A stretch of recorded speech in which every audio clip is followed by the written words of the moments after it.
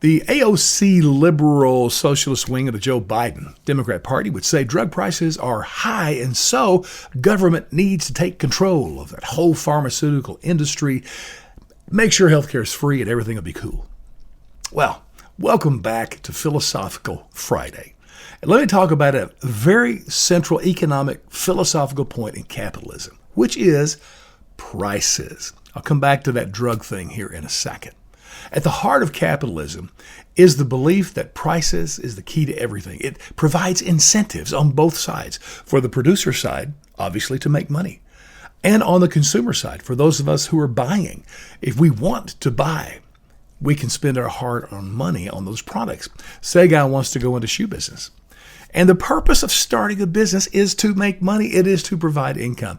Now, he's going to have to pay out material costs to get shoes in his store. He's going to have to pay out labor costs to get people to work in the store. He's going to have overhead costs of rent, utilities, and all that kind of stuff. And all of those expenses have to be covered before he sees an income. And even worse, the hated socialist word profit, because he's evil. He's thinking out for his own self-interest. And that's true. He wants to make money, and hopefully this country becomes rich.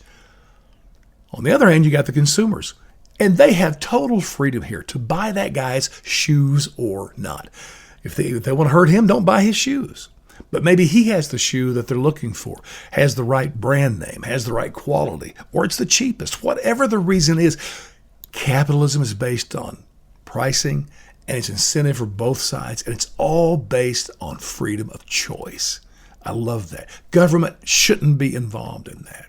Now, let's talk about drug prices. Back in 1984, by the way, did you know back in the 70s, drug prices were cheap in America? Cheap! Think about that. So what happened?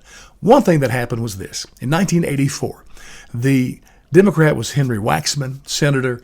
The Republican was Orrin Hatch. They wrote this bill. It was passed both houses. Ronald Reagan signed it. And listen, this is what happens when government begins to create laws and regulates business.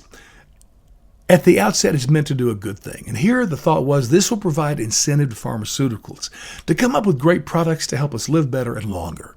But the downside, and there's always a downside to government regulation, prices in drugs skyrocketed because that bill they passed basically created monopolies out of pharmaceuticals, and they were protected from any competition for years. It's incredible. It's no wonder prices have gone so high.